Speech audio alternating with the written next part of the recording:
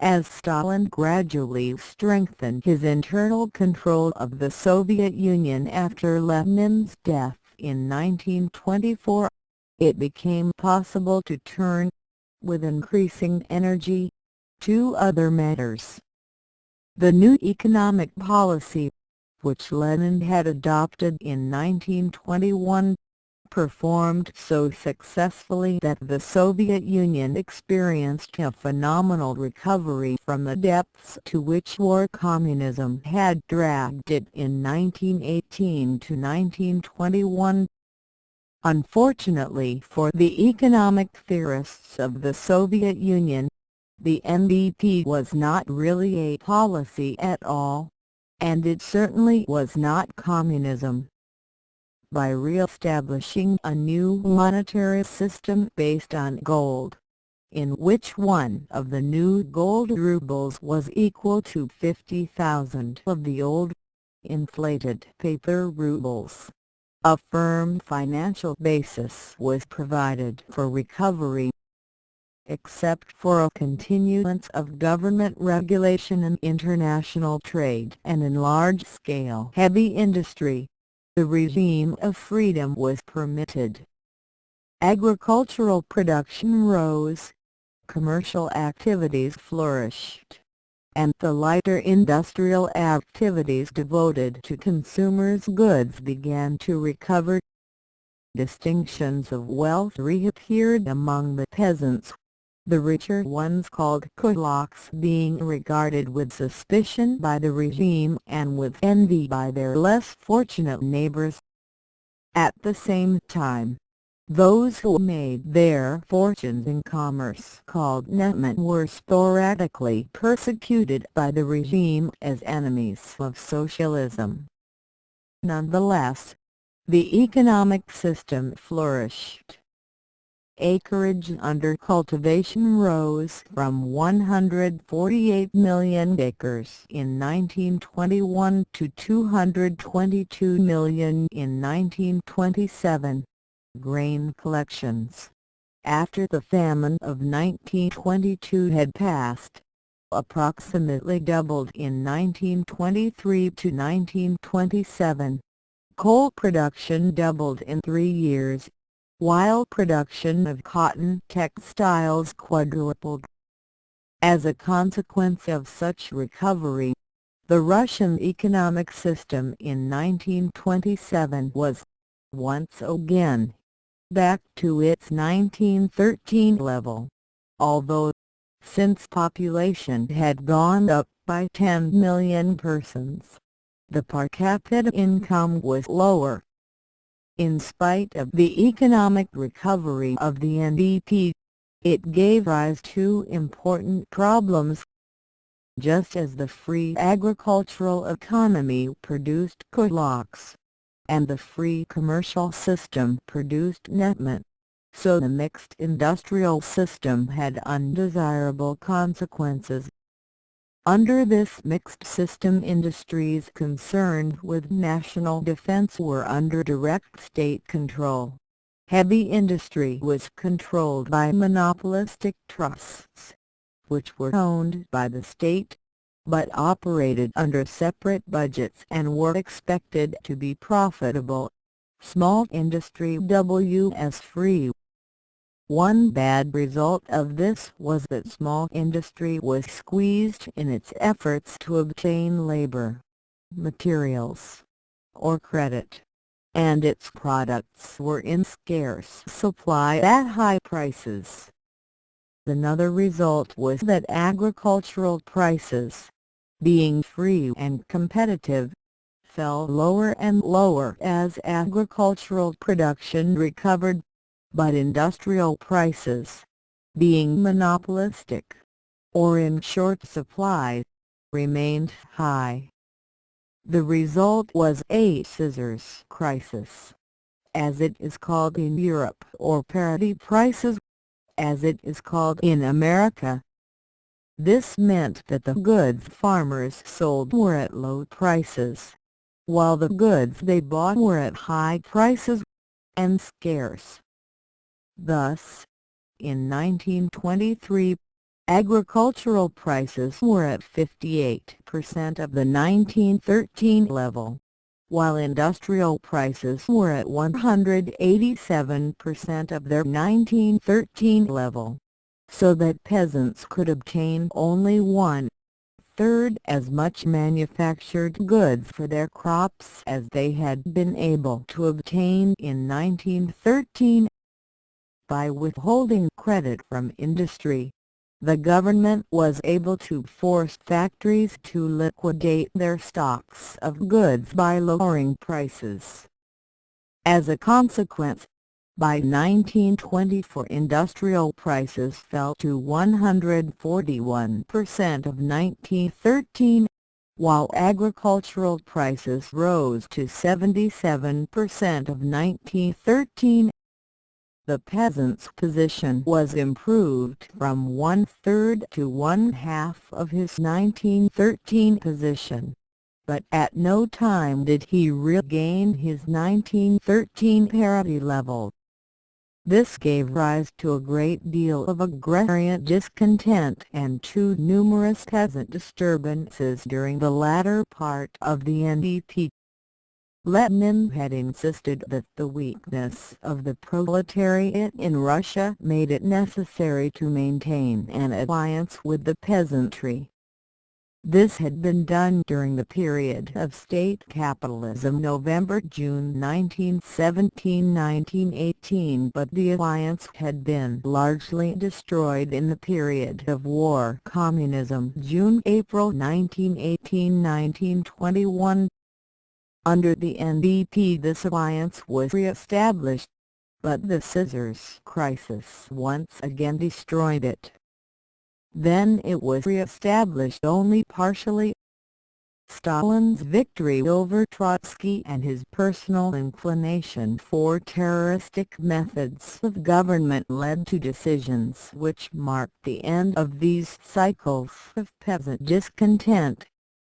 The decision to build socialism in a single country made it necessary, it was felt, to emphasize the predominance of heavy industry in order to obtain, as quickly as possible, the basis for the manufacture of armaments, chiefly iron, steel, coal, and electrical power projects. Such projects required great masses of labor to be concentrated together and federal. Both the labor and the food would have to be drawn from the peasantry, but the emphasis on heavy industrial production rather than stone-light industry meant that there would be few consumers' goods to give to the peasantry in return for the food taken from them. Moreover, the drain of manpower from the peasantry to form urban labor forces would mean that those who continued to be peasants must greatly improve their methods of agricultural production in order to supply, with a smaller proportion of peasants, food for themselves, for the new urban laborers, for the growing party bureaucracy, and for the growing Red Army, which was regarded as essential to defend socialism in a single country. The problem of obtaining increasing supplies of food from fewer peasants without offering them consumers' industrial goods in exchange could not, according to Stalin, be worked in a peasant regime based on freedom of commerce, as under the NDP of 1921-1927, or in one based on individual farmers, as in the war communism of 1918-1921. The former of these required that the peasants be given goods in exchange, while the latter could be made the failure by peasant refusals to produce more food than was required by their own needs. The NDP could not find a solution to this problem. In spite of the closing of the scissors in 1923-1927, industrial prices remained higher than farm prices. peasants were reluctant to supply food to the cities since they could not get the city's products they wanted in return, and the amount of peasants' grain which was sold remained about 13% of the grain raised in 1927 compared to 26% in 1913. Such a system might provide a high standard of living for the peasants, but it could never provide the highly industrialized basis necessary to support socialism in a single country. The new direction which Russia's development took after 1927 and which we call Stalinism is a consequence of numerous factors. Three of these factors were: 1. The bloodthirsty and paranoiac ambitions of Stalin and his associates, 2. A return of Russia to its older traditions, but on a new level and a new intensity, and 3. The theory of social, political, and economic development which is included under the phrase socialism in a single country. This theory was embraced with such an insane fanaticism by the rulers of the new Russia, and provided such powerful motivations for Soviet foreign and domestic politics, that it must be analyzed at some length. The rivalry between Stalin and Trotsky in the mid-1920s was fought with slogans as well as with more violent weapons. Trotsky called for world revolution, while Stalin wanted communism in a single country. According to Trotsky, Russia was economically too weak and too backward to be able to establish a communist system alone. Such a system, all agreed, could not exist except in a fully industrialized country. Russia, which was so far from being industrialized, could obtain the necessary capital only by borrowing it abroad or by accumulating it from its own people. In either case, it would be taken, in the long run, from Russia's peasants by political jurists, in the one case being exported to pay for foreign loans and, in the other case, being given, as food and raw materials, to the industrial workers in the city. Both cases would be fraught with dangers. Foreign countries, because their own economic systems were capitalistic, would not stand idly by and allow a rival socialistic system to reach successful achievement in Russia. Moreover, in either case, there would be a dangerously high level of peasant discontent, since the necessary food and raw materials would have to be taken from Russia's peasantry by political jurists, without economic return. This followed from the Soviet theory that the enmity of foreign capitalist countries would require Russia's new industry to emphasize heavy industrial products able to support the manufacture of armaments rather than light industrial products able to provide consumers goods which could be given to the peasants in return for their produce. The Bolsheviks assumed, as an axiom, that capitalistic countries would not allow the Soviet Union to build up a successful socialistic system which would make all capitalism obsolete. This idea was strengthened by a theory, to which Lenin made a chief contribution, that imperialism is the last stage of capitalism. According to this theory, a fully industrialized capitalistic country enters upon a period of economic depression which leads it to embrace a program of warlike aggression. The theory insisted that the distribution of income in a capitalistic society would become so inequitable that the masses of the people would not obtain sufficient income to buy the goods being produced by the industrial plants. As such, unsold goods accumulated with decreasing profits and deepening depression. There would be a shift toward the production of armaments to provide profits and produce goods which could be sold, and there would be an increasingly aggressive foreign policy in order to obtain markets for unsold goods in backward or undeveloped countries.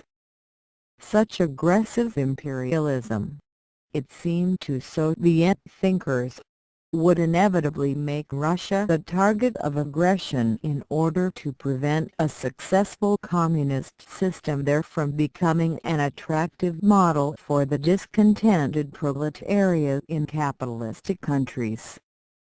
According to Trotsky, all these truths made it quite obvious that socialism in a single country was an impossible idea, especially if that single country was as poor and backward as Russia.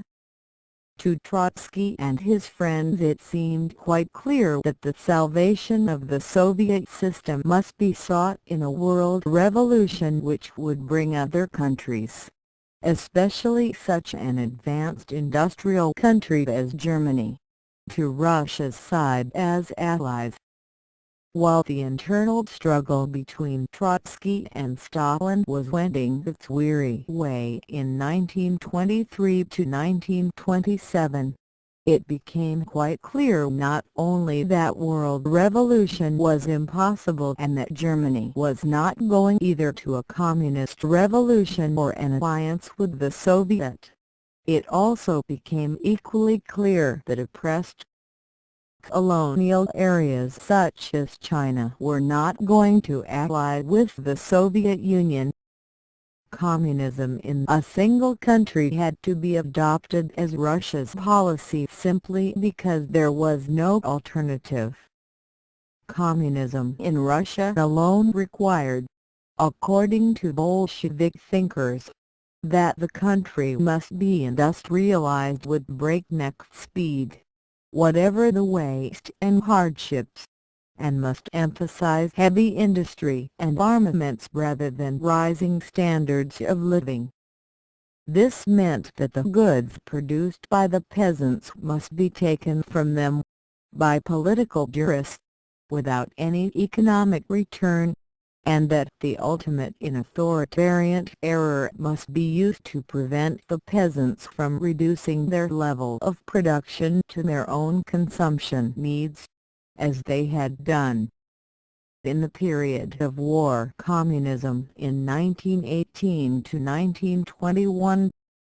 This meant that the first step toward the industrialization of Russia required that the peasantry be broken by terror and reorganized from a capitalistic basis of private farms to a socialistic system of collective farms. Moreover, to prevent imperialist capitalistic countries from taking advantage of the inevitable unrest this program would create in Russia, it was necessary to crush all kinds of foreign espionage, resistance to the Bolshevik state, independent thought, or public discontent. These must be crushed by terror so that the whole of Russia could be formed into a monolithic structure of disciplined proletariat who would obey their leaders with such unquestioning obedience that it would strike fear in the hearts of every potential aggressor. The steps in this theory followed one another like the steps of a geometrical proposition. Failure of the revolution in industrially advanced Germany required that communism be established in backward Russia. This demanded rapid industrialization with emphasis on heavy industry. This meant that the peasants could not obtain consumers' goods. for their food and raw materials. This meant that the peasants must be reduced by terroristic jurists to collective farms where they could neither resist nor reduce their levels of production. This required that all discontent and independence be crushed under a despotic police state to prevent foreign capitalistic imperialists from exploiting the discontent or social unrest in Russia. To the rulers in the Kremlin, the final proof of the truth of this proposition appeared when Germany, which had not gone communist but had remained capitalistic, attacked Russia in 1941. The historian, who might question the assumptions or the stages in this theory, would also see that the theory made it possible for Bolshevik Russia to abandon most of the influences of Western ideology in Marxism, such as its humanitarianism, its equality, or its anti-militarist, anti-state bias, and allow it to fall back into the Russian tradition of a despotic police state resting on espionage and terror, in which there was a profound gulf in ideology and manner of living between the rulers and the ruled. It should also be evident that a new regime, such as Bolshevism was in Russia, would have no traditional methods of social recruitment or circulation of elites. These would be based on intrigue and violence and would inevitably bring to the top the most decisive, most merciless, most unprincipled, and most violent of its members. Such a group, forming around Stalin, began the process of establishing communism in a single country in 1927 to 1929. And continued it until interrupted by the approach of war in 1941. This program of heavy industrialization was organized in a series of 5-year plans, of which the first covered the years 1928 to 1932. The chief elements in the first 5-year plan were the collectivization of agriculture and the creation of a basic system of heavy industry. In order to increase the supply of food and industrial labor in the cities, Stalin forced the peasants off their own lands, worked by their own animals and their own tools, onto large communal farms, worked cooperatively with lands, tools, and animals owned in common, or onto huge state farms, run as state-owned enterprises by wage-earning employees using lands, tools, and animals owned by the government. In communal farms, the crops were owned jointly by the members and were divided, after certain amounts had been set aside for taxes, purchases, and other payments which directed food to the cities. In state farms, the crops were owned outright by the state, after the necessary costs had been paid. In time, experience showed that the costs of the state farms were so high and their operations so inefficient that they were hardly worthwhile, although they continued to be created. The shift to the new system came slowly in 1927 to 1929 and then was put violently into full operation in 1930. In the space of 6 weeks, February-March 1930, collective farms increased from 59,400, with 4,400,000 families, to 110,200 farms, with 14,300,000 families. All peasants who resisted were treated with violence. Their property was confiscated. They were beaten or sent into exile in remote areas. Many were killed. This process, known as the liquidation of the kulaks, since the richer peasantry resisted most vigorously, affected 5 million kulak families. Rather than give up their animals to the collective farms, many peasants killed them. As a result, the number of cattle was reduced from 30.7 million in 1928 to 19.6 million in 1933, while, in the same 5 years, sheep and goats fell from 146.7 million to 50.2 million, hogs from 26 to 12.1 million, and horses from 33.5 to 16.6 million. Moreover, the planting season of 1930 was entirely disrupted, and the agricultural activities of later years continued to be disturbed, so that food production decreased drastically.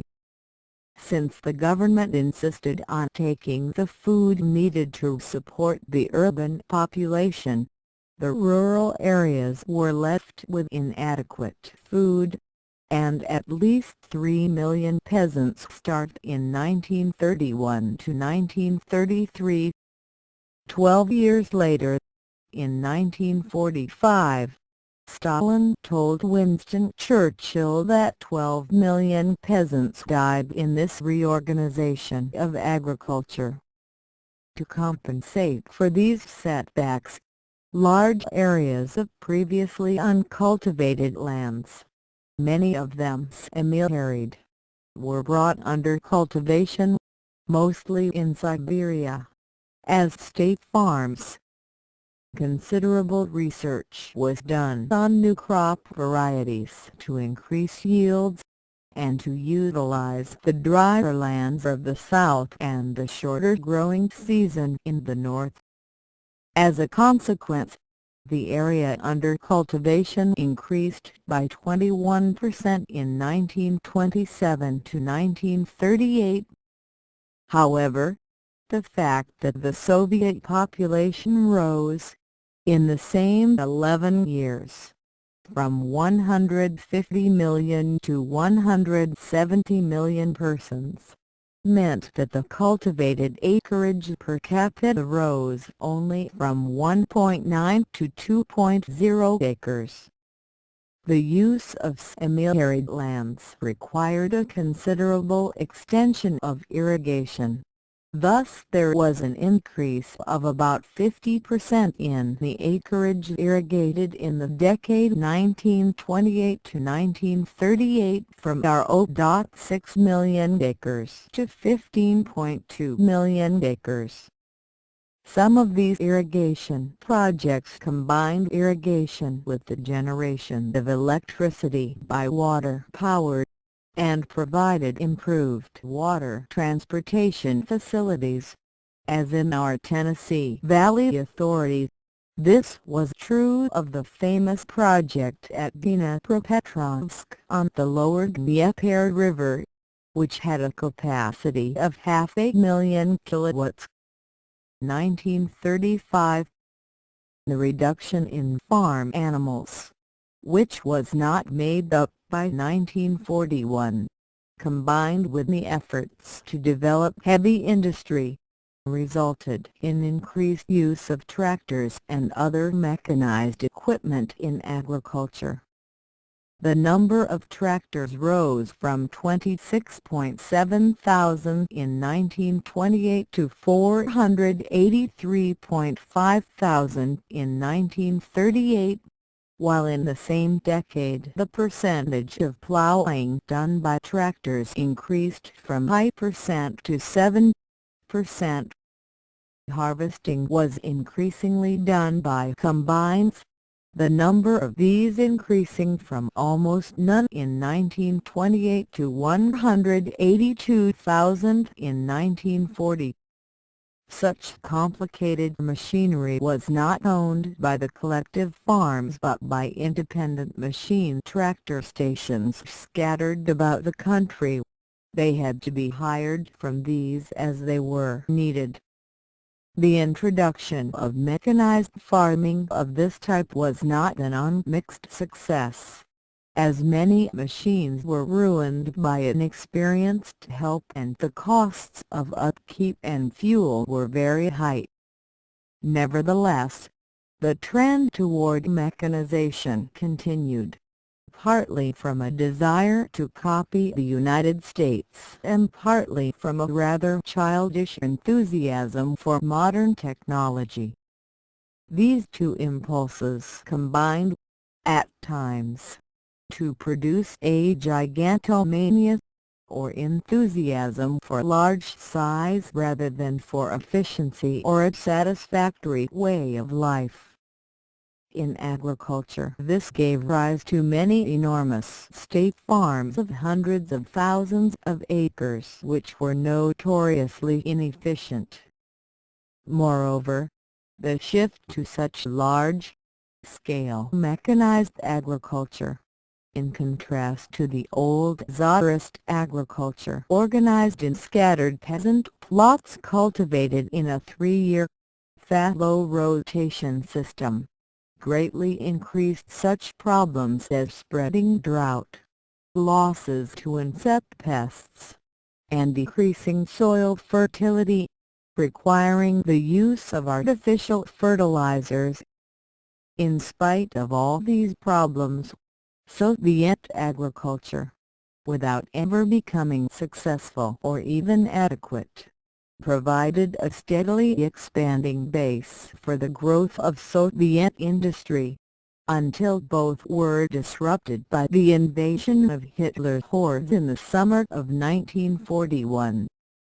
The industrial portion of the first 5-year plan was pursued with the same ruthless drive as the collectivization of agriculture and had similar spectacular results: impressive physical accomplishment, large-scale waste, lack of integration, ruthless disregard of personal comfort and standards of living, constant purges of opposition elements, of scapegoats, and of the inefficient, all to the accompaniment of blasts of propaganda inflating the plan's real achievements to incredible dimensions, attacking opposition groups sometimes real and frequently imaginary within the Soviet Union, or mixing scorn with fear in verbal assaults on foreign capitalist imperialist countries and their secret saboteurs within Russia.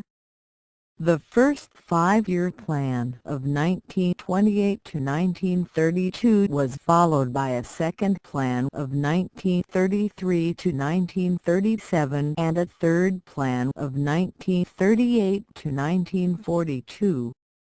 The last of these was completely disrupted by the German invasion of June 1941, and had, from the beginning, undergone periodic modifications which changed its targets in the direction of an increased emphasis on armaments because of the rising international tensions. Because of the inadequacies of the available Soviet statistics, it is not easy to make any definite statements about the success of these plans. There can be no doubt that there was a great increase in the physical output of industrial goods and that this output was very largely in capital equipment rather than in consumers' goods. It is also clear that much of this advance was uncoordinated and spotty and that, while Soviet national income was rising, the standard of living of the Russian peoples was declining from its 1928 level. The following estimates, made by Alexander Baykov, will give some idea of the Soviet economic system in the period 1928 to 1940. 1928 coal million tons, oil million tons, pig iron million tons, steel million tons, cement million tons. 1940 35.0 11.5 166.0 31.13.3 15.0 4.3 18.3 1.85.8 electric power billion kilowatts. 5.0 48.3 cotton textiles million meters. 2742.0 3700.0 woolen textiles million meters. 93.2 120.0 leather shoes million pairs. 29.6 220.0 railroad freight billion ton kilometers. 93.4 415.0 total population millions. 150.0 173.0 urban population estimated percentage 18.0% 33.0% employed persons millions. 11.2 31.2 total wage payments millions of rubles. 8.2 162.0 grain crops millions of hectoliters. 92.2 111.2 There can be little doubt that this industrialization made it possible for the Soviet system to withstand the German assault in 1941. At the same time, the magnitude of the achievement produced great distortions and tensions in Soviet life. Millions of persons moved from villages to cities, some of these entirely new, to find inadequate housing, inadequate food, and violent psychological tensions. On the other hand, the same move opened to them wide opportunities in education, for themselves and for their children, as well as opportunities to rise in the social, economic, and party structures. As a consequence of such opportunities, class distinctions reappeared in the Soviet Union. The privileged leaders of the secret police and the Red Army, as well as the leaders of the party and certain favored writers, musicians, ballet dancers, and actors, obtaining incomes so far above those of the ordinary Russian that they lived in quite a different world. The ordinary Russian had inadequate food and housing, was subject to extended rationing, having to stand in line for scarce consumers' items or even to go without them for long periods, and was reduced to living with his family in a single room, or even, in many cases, to a corner of a single room shared with other families. The privileged rulers and their favorites had the best of everything, including foods and wines, the use of vacation villas in the country or in the Crimea, the use of official cars in the city, the right to live in old Tsarist palaces and mansions, and the right to obtain tickets to the best seats at the musical or dramatic performances. These privileges of the ruling group, however, were obtained at a terrible price, at the cost of complete insecurity, for even the highest party officials were under constant surveillance by the secret police and inevitably would be purged, sooner or later, to exile or to death. The growth of inequality was increasingly rapid under the 5-year plans and was embodied in law. All restrictions on maximum salaries were removed. Variations in salaries grew steadily wider and were made greater by the non-monetary privileges extended to the favored upper ranks. Special stores were established where the privileged could obtain scarce goods at low prices. 2 or even 3 restaurants, with entirely different menus, were set up in industrial plants for different levels of employees. Housing discrimination became steadily wider. All wages were put on a piecework basis even when this was quite impractical. Work quotas and work minimums were steadily raised. Much of this differentiation of wages was justified under a fraudulent propaganda system known as Stalinism. In September 1935, a miner named Stakhanov mined 102 tons of coal in a day, 14 times the usual output. Similar exploits were arranged in other activities for propaganda purposes and used to justify speed-up raising of production quotas and wage differences. At the same time, the standard of living of the ordinary worker was steadily reduced not only by raising quotas but also by a systematic policy of segmented inflation. Food was purchased from the collective farms at low-V prices and then sold to the public at high prices. The gap between these two was steadily widened year by year. At the same time, the amount of produce taken from the peasants was gradually increased by one technique or another. When collective farms had to shift to tractors and combines, these were taken from the farms themselves and centralized in machine tractor stations controlled by the government. They had to be hired at rates which approached 1/5 of the total output of the collective farm. One of the chief sources of governmental income was a turnover tax, sales tax on consumers' goods.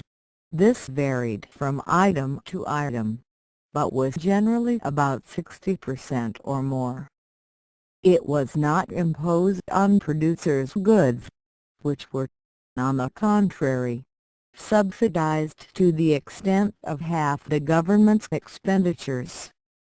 Price segmentation was so great that in the period 1927 to 1948 consumers' prices went up 30-fold, wages went up 11-fold, while prices of producers' goods and armaments went up less than 3-fold.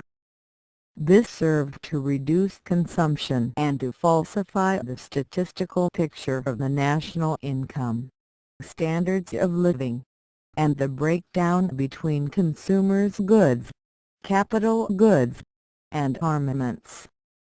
As public discontent and social tensions grew in the period of the 5-year plans and the collectivization of agriculture, the use of spying, purges, torture, and murder increased out of all proportion. Every wave of discontent, every discovery of inefficiency, every recognition of some past mistake of the authorities resulted in new waves of police activity. When the meat supplies of the cities almost vanished, after the collectivization of agriculture in the early 1930s, more than a dozen of the high officials in charge of meat supplies in Moscow were arrested and shot, although they were in no way responsible for the shortage. By the middle 1930s, the search for saboteurs and for enemies of the state became an all-enveloping mania which left hardly a family untouched. Hundreds of thousands were killed, frequently on completely false charges. while millions were arrested and exiled to Siberia or put into huge slave labor camps.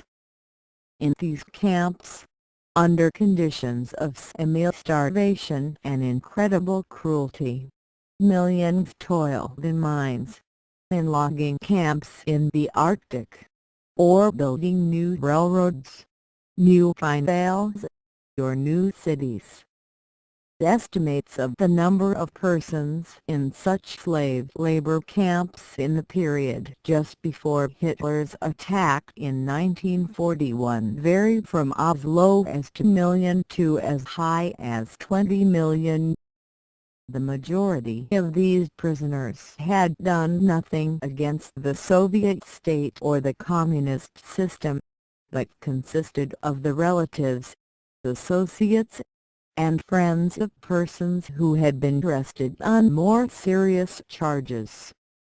Many of these charges were completely false, having been trumped up to provide labor in remote areas, scapegoats for administrative breakdowns, and to eliminate possible rivals in the control of the Soviet system, or simply because of the constantly growing mass paranoidal suspicion which enveloped the upper levels of the regime.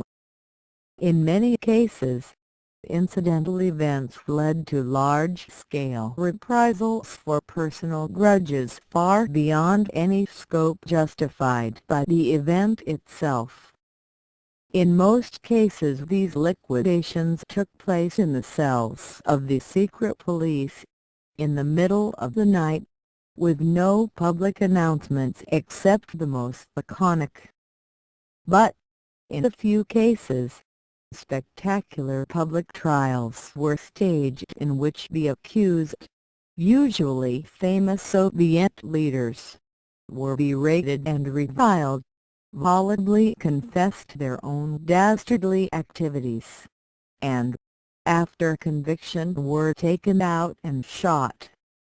These purges and trials kept the Soviet Union in an uproar and kept the rest of the world in a state of continuous amazement throughout the period of the 5-year plans. In 1929 a large group of party leaders who objected to the ruthless exploitation of the peasantry, the so-called rightist opposition led by the party's most expert theoretician of the Marxist ideology, Nikolai Bukharin, was purged. In 1933 about a third of the members of the party, at least 1 million names, were expelled from the party. In 1935, following upon the murder of a Stalinist supporter, Sergei Kirov, by the secret police, many of the old Bolsheviks, including Zinoviev and Kamenev, were tried for treason. The following year, just as the Spanish Civil War was beginning, the same group were tried once more as Trotskyists and were shot. A few months later another large group of old Bolsheviks, including Karl Radike and Grigory Byadkovy, were tried for treason and executed. Later in that same year, 1937, evidence that the Soviet army leaders had been in communication with the German High Command was sent from the German secret police, through Beneš, the president of Czechoslovakia, to Stalin. These communications had been going on since before 1920. Were an open secret to careful students of European affairs, and had been approved by both governments as part of a common front against the Western democratic powers. Nevertheless, this information was used as an excuse to purge the Red Army of most of its old leaders, while 8 of the highest generals, led by Marshal Mikhail Tukhachevsky, were executed. Less than a year later, In March 1938, the few remaining old Bolsheviks were tried, convicted, and executed. These included Bukharin, Alexei Rykov, who had succeeded Lenin as president of the Soviet Union, and G. Yagoda, who had been head of the secret police. For every leader who was publicly eliminated by these Moscow treason trials, thousands were eliminated in secret. By 1939, all of the older leaders of Bolshevism had been driven from public life, and most had died violent deaths, leaving only Stalin and his younger collaborators, such as Molotov and Voroshilov. All opposition to this group, in action, word, or thought, was regarded as equivalent to counter-revolutionary sabotage and aggressive capitalistic espionage. Under Stalinism, all Russia was dominated by three huge bureaucracies: of the government, of the party, and of the secret police. Of these, the secret police was more powerful than the party, and the party more powerful than the government. Every office, factory, university, collective farm, research laboratory, or museum had all three structures. When the management of a factory sought to produce goods, they were constantly interfered with by the party committee's cell or by the special department, the secret police unit within the factory. There were two networks of secret police spies, unknown to each other, one serving the special department of the factory, while the other reported to a high level of the secret police outside. Most of these spies were unpaid and served under threats of blackmail or liquidation. Such liquidations could range from wage reductions, which went to the secret police through beatings or torture, to exile, imprisonment, expulsion from the party if a member to murder. The secret police had enormous funds, since it collected wage deductions from large numbers and had millions of slave laborers in its camps to be rented out, like draft animals on a contract basis, for state construction projects. Whenever the secret police needed more money, it could sweep large numbers of persons, without trial or notice, into its wage deduction system or into its labor camps to be hired out. It would seem that the secret police, operating in this fashion, were the real rulers of Russia. This was true except at the very top, where Stalin could always liquidate the head of the secret police by having him arrested by his second-in-command in return for Stalin's promise to promote the arrestor to the top position. In this way, the chiefs of the secret police were successively eliminated. V. Menzinsky was replaced by Yagoda in 1934, Yagoda by Nikolai Yazov in 1936, and Yazov by Lavrentiy Beria in 1938. These rapid shifts sought to cover up the falsifications of evidence which these men had prepared for the great purges of the period, each man's mouth being closed by death as his part in the elimination of Stalin's rivals was concluded. To keep the organization subordinate to the party, none of the leaders of the secret police was a member of the Politburo before Beria, and Beria was completely Stalin's creature until they perished together in 1953.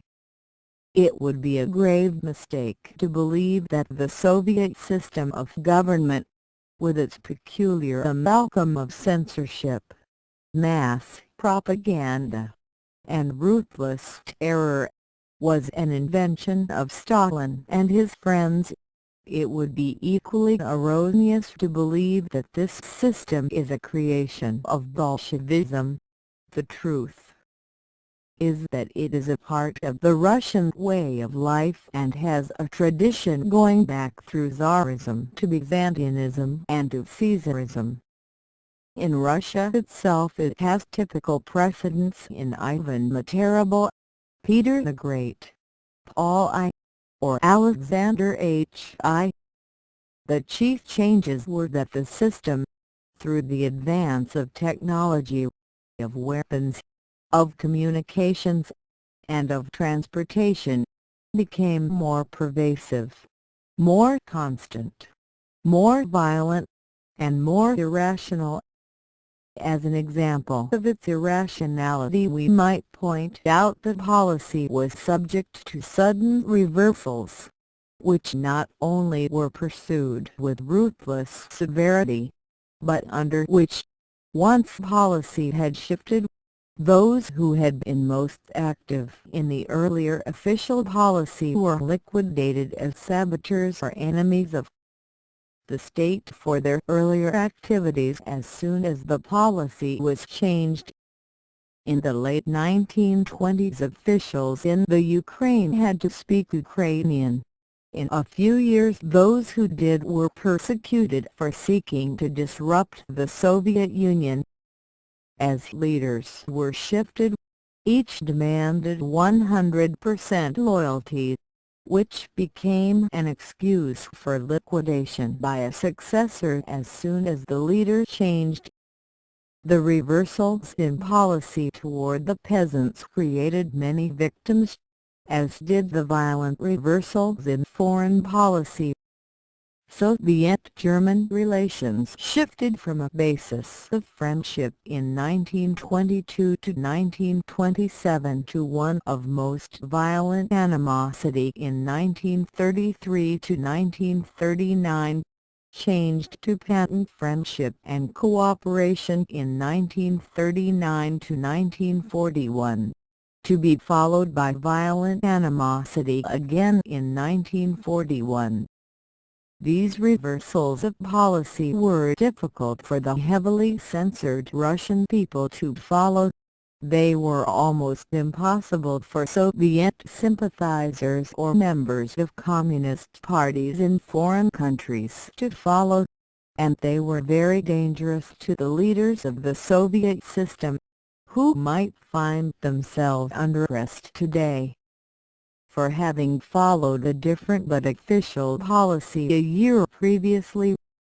Yet in spite of all these difficulties, the Soviet Union continued to grow in industrial and military strength in the decade before 1941.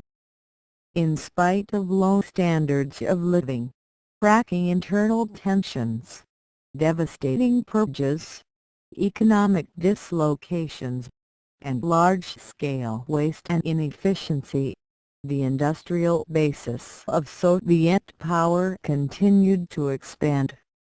Nazi Germans, and the outside world in general, were more aware of the tensions, purges, dislocations, and inefficiency than they were of the growing power, with the result that all were amazed at the Soviet Union's ability to withstand the German assault which began on June 22, 1941.